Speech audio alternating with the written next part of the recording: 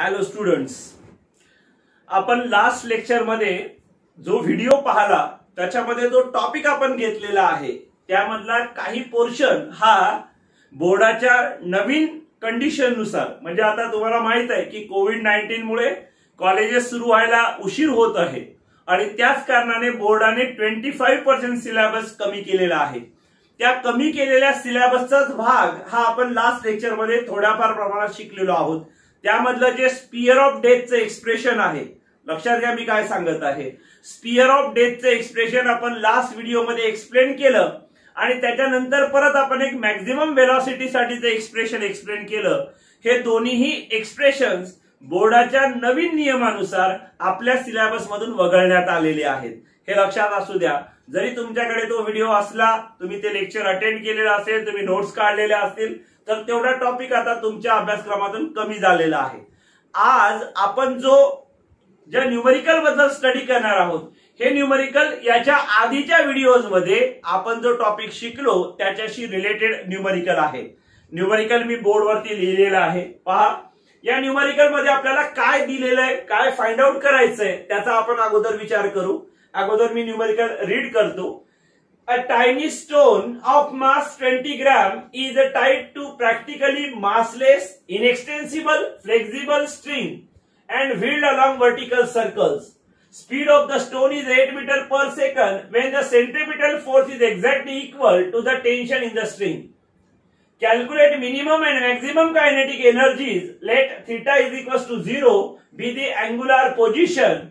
Determine the angular position of the string when the force due to tension is numerically equal to the weight of the stone. For that purpose we have to use two values. Small g is equals to 10 meter per second square and length of the string is equals to 1.8 meter. आता हे जे numerical तुमच्या समोर आहे, या numerical मध्ये दोन part आहेत। म्हणजे हा जो पहिला पार्ट आपल्याला इथे दिसतो याच्यामध्ये आपल्याला काही व्हॅल्यूज आणि काही कंडिशन्स दिलेल्या आहेत। त्यानंतर आपल्याला काय कॅल्क्युलेट करायचं आहे, अगोदर आपण दिलेल्या म्हणजे गिवन टर्म्स पाहू कोणत्या कोणत्या आहेत आणि मग आपल्याला काय कॅल्क्युलेट करायचंय ते पाहू। कॅल्क्युलेट करत असताना सुद्धा या न्यूमेरिकलचे दोन भाग होतात, ते कसे ते एक्सप्लेन करताना मी तुम्हाला सांगतो। पहिल्यांदा आपल्याला काय दिलेलं आहे ते आपण पाहू। A tiny stone of mass 20 gram. That means the mass of the stone is given to us. Mass of the stone त्याला आपण m म्हणू, 20 ग्राम। आता ग्रॅम हे सीजीएस युनिट झालं, आपल्याला याला कन्वर्ट करायचंय एसआय सिस्टीम मध्ये आणि एसआय सिस्टीम मध्ये कन्वर्ट करण्यासाठी ग्रॅमचं किलोग्राम करण्यासाठी या 20 ला 1000 नी डिवाइड करायचं। 20 डिवाइडेड बाय 1000 केलं तर त्याचं येते 0.02 केजी। 0.020 लिहिलं काय आणि 0.02 लिहिलं काय एकच आहे। त्यानंतर पुढे काय म्हटलं पा, is tied to practically massless. आता हे काय जस्ट कन्सिडर केलेलं आहे, inextensible flexible string and whirled in vertical circles. Speed of the stone is 8 metre per second. या ठिकाणी स्टोनचा स्पीड म्हणजे तो दगड ज्या स्पीडने फिरत आहे तो दिलेला आहे 8 मीटर पर सेकंड। पर हा केव्हा, हा जो स्पीड आपल्याला दिलेला आहे हा स्पीड कोणत्या कंडिशन मध्ये आहे, when the centripetal force is exactly equal to the tension in the string। हे समजून घ्या काय म्हटलेलं आहे न्यूमेरिकल मध्ये। आता आपल्याला असं सांगितलं की एक दगड दिला, त्याला आपण धागा बांधला, धागा बांधल्यानंतर त्या दगडाला आपण अशा स्वरूपात व्हर्टिकल सर्कल मध्ये फिरवत आहोत। इमॅजिन करा तुमच्या समोर एक स्टोन आणि त्याला धाग्याने बांधलेलं कन्सिडर करा। धाग्याचं दुसरं टोक हातामध्ये धरून मी जर त्याला अशा स्वरूपात जर्क दिला तर तो स्टोन असा व्हर्टिकल सर्कल मध्ये फिरायला लागेल। या व्हर्टिकल सर्कल मध्ये फिरत असताना स्टोन वेगवेगळ्या पोझिशनला जातो। आपण व्हर्टिकल सर्क्युलर मोशन ऑलरेडी शिकलो, त्याच्यामध्ये आपण वेगवेगळ्या पोझिशन्स कन्सिडर केल्या। त्या पोझिशन मध्ये जेव्हा स्टोन हा अपर मोस्ट पोझिशनला असतो, जेव्हा तो लोअर मोस्ट पोझिशनला असतो आणि जेव्हा तो हॉरिझॉन्टल पोझिशनला असतो, या दोन ज्याला आपण सी आणि डी असे नावं दिले होते, या दोन ज्याला आपण ए आणि बी असे नावं दिले होते, ह्या त्याच्या 4 पर्टिक्युलर पोझिशन्स आहेत। या 4 पर्टिक्युलर पोझिशन पैकी आयदर तो सी पोझिशनला किंवा या डी पोझिशनला आहे, त्यावेळेला व्हेन दी सेंट्रिपिटल फोर्स, त्यावेळेला सेंट्रिपिटल फोर्सची व्हॅल्यू ही exactly equal to the tension in the string असते.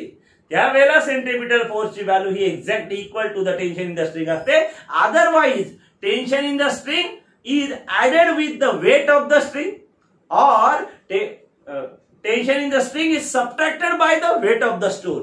म्हणजे एकतर वेट ऑफ द स्टोन हा टेन्शन इन द स्ट्रिंग सोबत ऍड केला जातो, नाहीतर सबट्रॅक्ट केला जातो. फक्त ही एकमेव कंडिशन, एकमेव पोझिशन अशी आहे, म्हणजे ज्याला आपण पॉइंट सी ची किंवा पॉइंट डी ची म्हणू, ज्याला आपण हॉरिझॉन्टल पोझिशन म्हणतो. म्हणजे हा जर अशा स्वरूपात फिरत आहे तर हा फिरत असताना या पोझिशनला आला किंवा या पोझिशनला गेला तर या दोन पोझिशन अशा आहेत हॉरिझॉन्टल पोझिशन सी आणि डी, ज्या ठिकाणी centripetal force is exactly equal to the tension in the string असतो.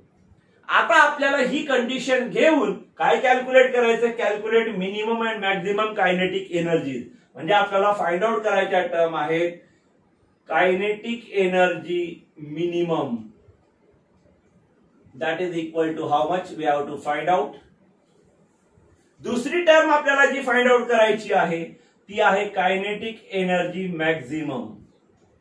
कायनेटिक एनर्जी मॅक्झिमम हा झाला न्यूमेरिकलचा एक भाग. आता या न्यूमेरिकल मध्ये परत दुसरा भाग आहे की let theta is equals to 0. ज्या वेळेला थीटाची व्हॅल्यू 0 असेल त्यावेळेला काय आहे पहा, B the angular position. Theta is equals to 0 ही त्याची इनिशियल अँग्युलर पोझिशन आहे. इनिशियल अँग्युलर पोझिशन म्हणजे कोणती, तर स्टोन स्ट्रिंगला बांधलेला आहे तेव्हा तो हॉरिझॉन्टल असा राहील सरळ पोझिशन मध्ये. आपण त्याला जर कुठल्याही प्रकारचा फोर्स नाही अप्लाय केलं तर त्याची सिच्युएशन ही असेल. ही त्याची जी सिच्युएशन आहे, या सिच्युएशन मध्ये थीटा इज इक्वल्स टू आहे 0. Be the angular position. Determine the angular position of the string when the force due to tension is numerically equal to the weight of the stone. Tension is numerically equal to the weight of the stone. या condition साठी आपल्याला थीटाची value काढायची आहे. तो second part आहे. तो second part साठी आपल्याला काय करायचंय, थीटाची व्हॅल्यू काढ. त्याला मी थीटा 1 म्हणतो इथे. ऍक्च्युअली थीटा 1 ची व्हॅल्यू आपल्याला काढायची आहे. ही व्हॅल्यू आपल्याला फाइंड आउट करायची. ती फाइंड आउट करत असताना काही किमती आपल्याला लागणार आहे. त्यापैकी एक आपल्याला दिली ती म्हणजे स्मॉल जी ची value 10 meter per second square आणि स्ट्रिंगची लेंथ म्हणजे ज्या व्हर्टिकल सर्कल मध्ये तो फिरणार आहे त्या व्हर्टिकल सर्कलची रेडियस आपल्याला घ्यायला सांगितली 1.8 मीटर. आता बोर्डवरती पूर्ण भाग बसणार नाही म्हणून आपण याचे दोन भाग करू. पहिल्यांदा कायनेटिक एनर्जी मिनिमम आणि कायनेटिक एनर्जी मॅक्झिमम आपण फाइंड आउट करू. पण ती फाइंड आउट करत असताना आपल्याला समजून घ्यावं लागेल की कायनेटिक एनर्जी मिनिमम कुठे आहे, कायनेटिक एनर्जी मॅक्झिमम कुठे आहे आणि या दिलेल्या वेलॉसिटीचा दिलेल्या मासचा काय संबंध आहे. दोघांचा एकमेकांशी आपल्याला संबंध लावावा लागेल. लक्षात घ्या. आता आपण थोडस मागच्या टॉपिक कडे गेलो तर या व्हर्टिकल सर्क्युलर मोशन मध्ये जेव्हा ऑब्जेक्ट हा टॉप पोझिशनला आहे म्हणजे stone is at the top position किंवा stone is at the bottom position, अशा त्याच्या दोन पोझिशन्स आहेत आणि स्टोनची ही हॉरिझॉन्टल पोझिशन असते. आता या टॉप पोझिशनला स्टोनची काय जी वेलॉसिटी आहे ती मिनिमम असते. आपण त्याचे फॉर्म्युले डिटरमाइन केले. Velocity at the top position v is equal to √rg आणि velocity of stone at the bottom position v is equal to √5rg. अशा आपण त्याच्या कंडिशन्स फाइंड आउट केलेल्या आहेत. त्याच्या आधारे आपल्याला मिनिमम आणि मॅक्झिमम कायनेटिक एनर्जी, जर वेलॉसिटी मिनिमम असेल ऑब्व्हियस त्या ठिकाणची कायनेटिक एनर्जी मिनिमम असणार. जर वेलॉसिटी मॅक्झिमम असेल तर ऑब्व्हियस त्या ठिकाणची कायनेटिक एनर्जी मॅक्झिमम असणार. म्हणून मी असं कन्सिडर करतो की या ठिकाणची कायनेटिक एनर्जी ही मिनिमम आहे आणि या ठिकाणची जी कायनेटिक एनर्जी आहे ती मॅक्झिमम आहे. तर या मिनिमम आणि मॅक्झिमम कायनेटिक एनर्जीच्या व्हॅल्यूज आपल्याला डिटरमाइन करायच्या आहेत. त्याचबरोबर आपल्याला मॅक्झिमम वेलॉसिटीचं सुद्धा काम पडणार आहे, ती पण डिटरमाइन करायची आहे. तर लक्ष द्या. आता इकडे पहा काय म्हटलंय, ही मॅक्झिमम कायनेटिक एनर्जी या ठिकाणी आहे. आता या ठिकाणची जी कायनेटिक एनर्जी आहे तिच्यासाठीचा फॉर्म्युला जनरल फॉर्म्युला आहे ½ mv² आणि इथे हा m म्हणजे 0.02 kg. इथे हा v म्हणजे 8 मीटर पर सेकंड स्क्वेअर. इथली वेलोसिटी आपल्याला माहित नाही, या ठिकाणची वेलोसिटी आपल्याला माहित नाही. त्याच्यासाठी एक कंडिशन आपल्याला माहित आहे, आपण शिकलो की according to law of conservation of energy, law of conservation of energy आपल्याला काय सांगतो की कायनेटिक एनर्जी मिनिममची मॅक्झिमम होईल, होऊ द्या. पोटेन्शियल एनर्जी मिनिममची मॅक्झिमम होईल, ती होऊ द्या. परंतु टोटल एनर्जी जी आहे ती at any position in a vertical circular motion always remains constant. आणि याच कन्सेप्टचा आधार घेऊन आता मी जर असं म्हणतो की या ठिकाणची टोटल एनर्जी बरोबर आहे त्या ठिकाणची कायनेटिक एनर्जी प्लस त्या ठिकाणची पोटेन्शियल एनर्जी. आता तसंच इथे आल्यानंतर म्हणजे या पोझिशनला इथे या ठिकाणची टोटल एनर्जी बरोबर असेल तिथली kinetic energy plus potential energy. आता कायनेटिक एनर्जी मिनिमम कडून वाढत गेली तर पोटेन्शियल एनर्जी मॅक्झिमम कडून कमी होत जाते. मग या दोन ठिकाणच्या एनर्जी मधला जो डिफरन्स आहे, the difference between the two kinetic energy and the difference between the two potential energy, असा आपल्याला विचारात घ्यावा लागत असतो. तर सपोज मी असं म्हणतो की ही लोएस्ट पोझिशन आहे, तिथली पोटेन्शियल एनर्जी 0 आहे. ही इन बिटवीन मिडल पोझिशन आहे, तिथली पोटेन्शियल एनर्जी ही जनरल फॉर्म्युल्यानुसार mgr आहे. आणि ही हायएस्ट पोझिशन आहे, तिथली पोटेन्शियल एनर्जी 2mgr आहे. मग या दोन पोझिशन मधल्या पोटेन्शियल एनर्जी मधला difference twice mgr minus mgr is equals to mgr आहे. किंवा या दोन पोझिशन मधल्या पोटेन्शियल एनर्जीचा डिफरन्स हा mgr मायनस 0 म्हणजे mgr आहे. या दोन कंडिशनचा आधार घेऊन आपल्याला कायनेटिक एनर्जी मॅक्झिमम आणि कायनेटिक एनर्जी मिनिममच्या व्हॅल्यू डिटरमाइन करायच्या आहेत. आणि त्या डिटरमाइन करण्यासाठी आता आपण प्रोसीड होऊ.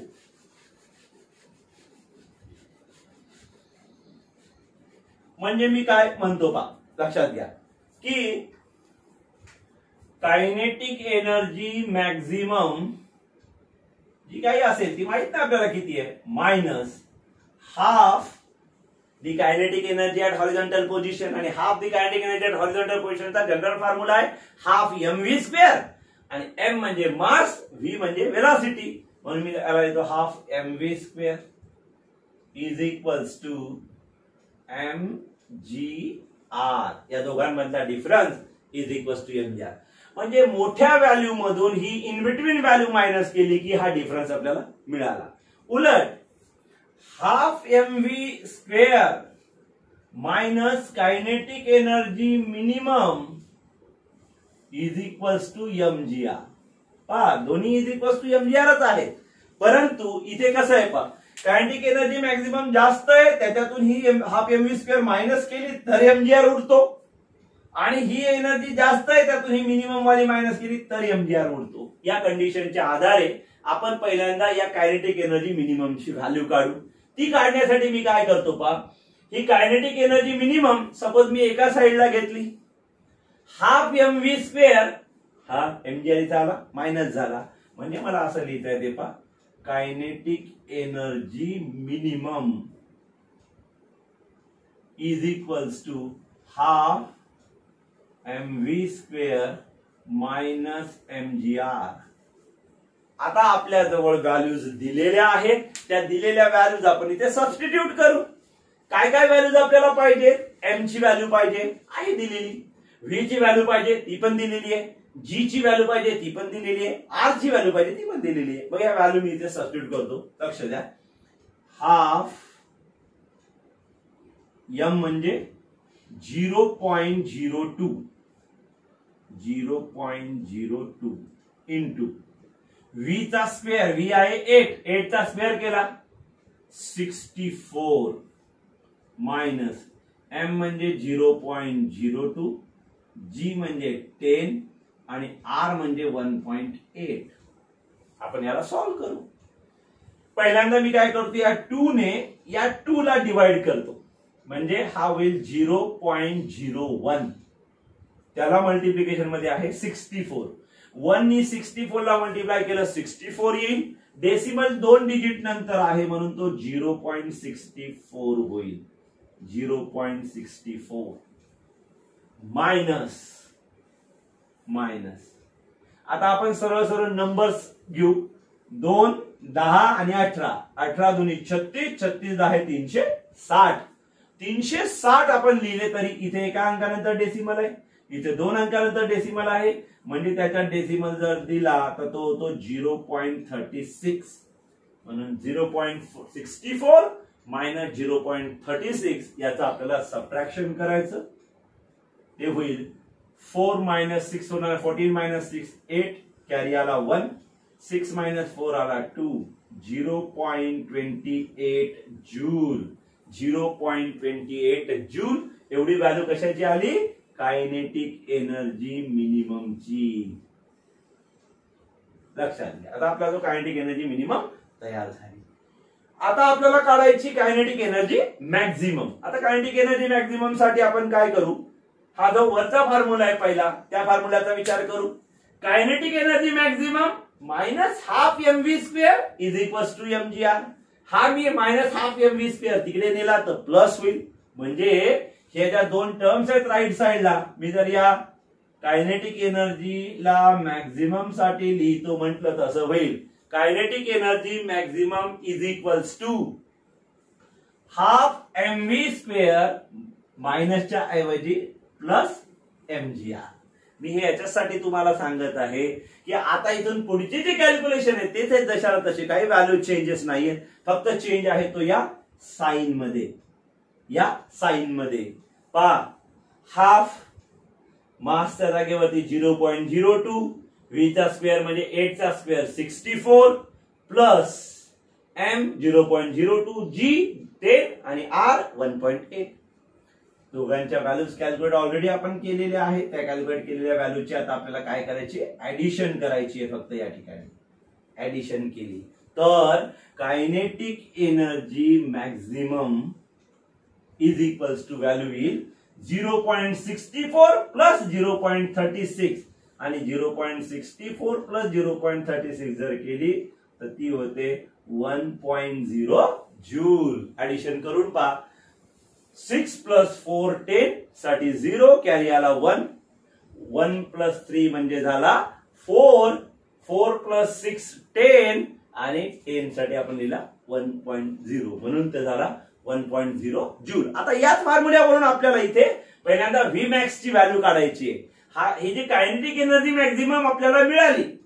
आता या कायनेटिक एनर्जी मॅक्झिममचा ऍक्च्युअल फॉर्म्युला असा असतो, kinetic energy maximum is equals to general फॉर्म्युल्यानुसार half m into V maximum square.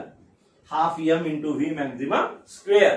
आता या फॉर्म्युल्याला मी जर व्ही मॅक्झिमम साठी कन्वर्ट करतो तर तो असा होतो, v maximum is equals to under root मध्ये 2 kinetic energy maximum upon m.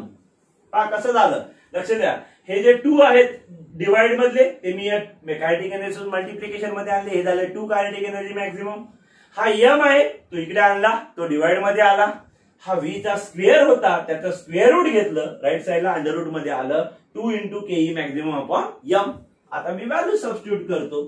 त्या व्हॅल्यू सबस्टिट्यूट करताना असं होईल 2 इंटू कायनेटिक एनर्जी मॅक्झिममची व्हॅल्यू किती आली आपली 1, म्हणजे 2 इंटू 1 डिवायडेड बाय कोण आहे m. m किती आहे 0.02. 0.02. आता 2 ला जर 0.02 ने डिवाइड करायचं, डेसिमल जर काढून टाकला तर न्यूमरेटर मध्ये डेसिमल साठी आपल्याला 2 प्लेसेस राईटला जायचंय, पुढे जायचंय. म्हणजे या 2 वरती 2 झिरो द्यावे लागतात. ते होते 200 डिवायडेड बाय 2. 200 बाय 2 म्हणजे झालं 100 आणि 100 चं स्क्वेअर रूट घेतलं ते आलं v max is equals to 10 meter per second. अशी ही मॅक्झिमम व्हेलॉसिटी आली. म्हणजे या न्यूमरिक मध्ये आपल्याला ज्या व्हॅल्यू सांगितलेल्या त्याच्यापैकी आपण मिनिमम कायनेटिक एनर्जी आणि मॅक्झिमम कायनेटिक एनर्जी या दोन्ही व्हॅल्यू डिटरमाइन केल्या. त्याच्यासोबतच त्याच्या आधारे आपण ही एक व्ही मॅक्स ची व्हॅल्यू घेऊन ठेवली, ज्याचं आपल्याला पुढे काम पडणार आहे. आता आपल्याला पुढे जायचं आहे, पुढची कंडिशन आपल्याला फाइंड आउट करायची. पुढच्या कंडिशन मध्ये काय म्हटलं आपल्याला, let theta is equals to 0 be the angular position, determine the angular position. ही नाही, आता याच्या पुढची अँग्युलर पोझिशन आपल्याला फाइंड आउट करायची, ज्याच्यासाठी determine the angular position of the string when the force due to tension is numerically equal to the weight. म्हणजे आपल्याला अशी पोझिशन फाइंड आउट करायची. सपोज असं इमॅजिन करा की this is the circular path, vertical circular path. Suppose initially त्याची position ही आहे, ही त्याची डिस्प्लेस्ड पोझिशन आहे. या डिस्प्लेस्ड पोझिशन मध्ये काय होते पहा, जसं या पोझिशन मध्ये वेट mg हे टेन्शन इन द स्ट्रिंगच्या एक्झॅक्ट अपोजिट डायरेक्शन मध्ये आहे. They are balancing each other, T and mg. आणि मग त्या दोघांचा डिफरन्स ज्याला आपण टी मायनस mg म्हणतो, that gives us the required centripetal force mv square upon r. परंतु या ठिकाणी हा v जो असतो तो v मॅक्स असतो. आता आपण या पोझिशनला नाही, आपण या डिस्प्लेस्ड पोझिशनला आलो.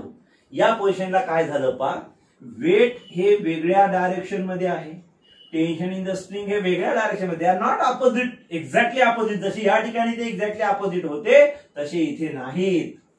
मग आपल्याला या वेट mg चा असा कंपोनेंट घ्यायचा जो याच्या एक्झॅक्ट अपोजिट डायरेक्शन मध्ये असेल, आणि तो जो कंपोनेंट आहे त्याला मी म्हणतो या ठिकाणी mg cos theta.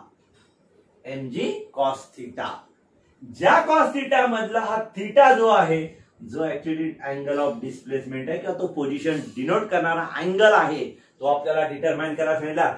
Determine the angular position means theta. या थीटाची व्हॅल्यू ज्याला आपण इथे ऍक्च्युअली थीटा 1 म्हणतो, मी पण त्याला थीटा 1 लिहितो. या थीटा 1 ची व्हॅल्यू आपल्याला डिटरमाइन करायची आहे.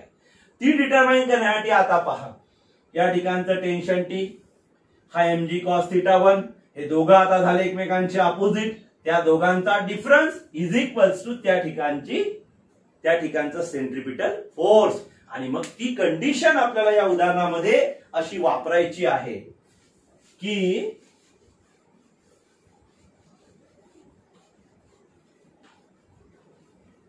at any displaced position, at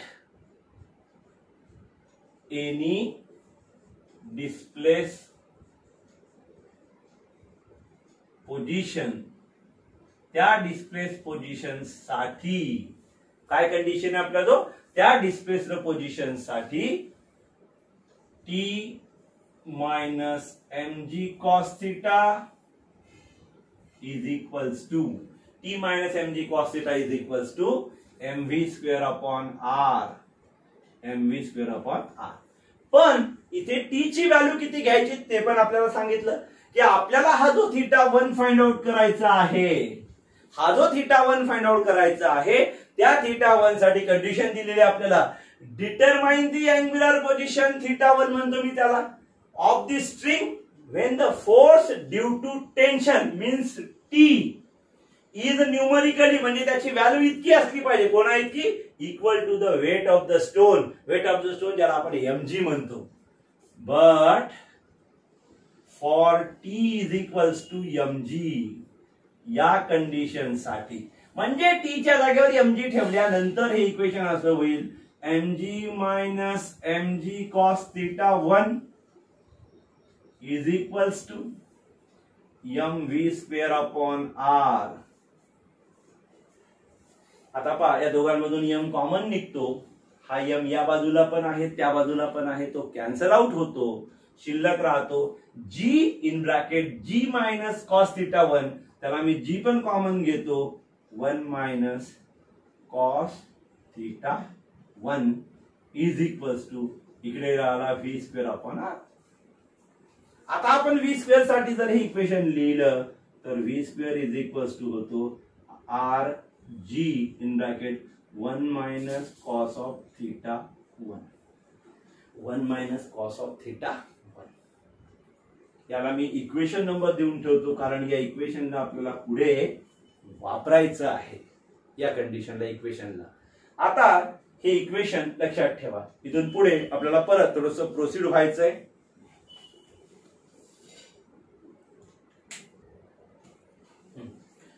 आपण हे इक्वेशन बाजूला लिहिलं.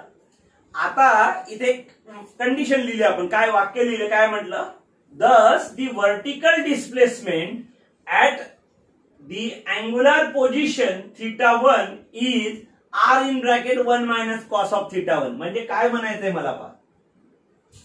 मला असं म्हणायचं आहे की v चा फॉर्म्युला तुम्हाला माहित आहे. v चा फॉर्म्युला काय असतो, v square is equals to rg. मग तो वेगवेगळ्या पोझिशनला कुठे नुसता rg आहे, कुठे 3rg आहे, कुठे 5rg आहे, पण rg हा त्याच्यामध्ये आहे.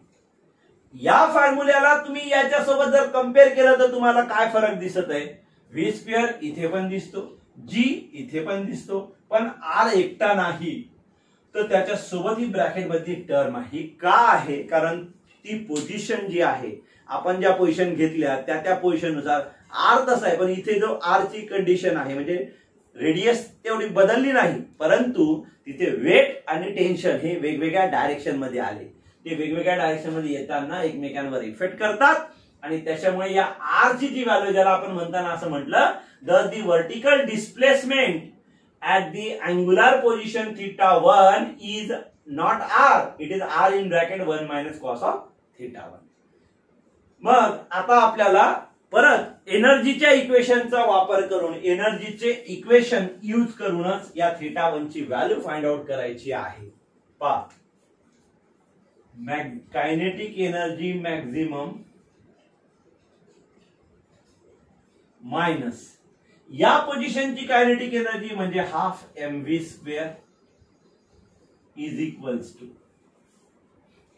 टू काय डिफरन्स असतो, mgr, परंतु r नाही या ठिकाणी, r in bracket 1 minus cos of θ1 असं असेल.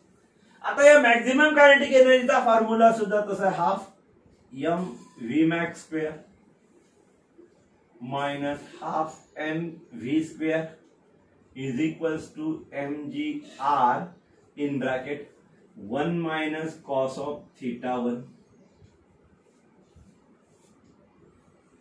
हा m दोघांमधून कॉमन घेतला, हा कॉमन आलेला m लेफ्ट साइडचा आणि राईट साइडचा सारख्या पोझिशनला आहे, तो कॅन्सल होतो, शिल्लक राहतो half into v max. v max म्हणजे किती, आता आपण फाइंड आउट केलं, v max is equal to आला होता आपला 10 मीटर पर सेकंड, म्हणजे 10 चा स्क्वेअर तो झाला 100 मायनस हा m निघून गेलेला आहे, हा हाफ v स्क्वेअर आहे, हाफ v स्क्वेअर, v म्हणजे किती आहे 8 मीटर पर सेकंड, v ची व्हॅल्यू इथे ठेवली, 8 चा square 64 1/2 into 64 is equals g म्हणजे आहे 10, r म्हणजे आहे 1.8, ब्रॅकेट मध्ये 1 मायनस कॉस ऑफ θ1.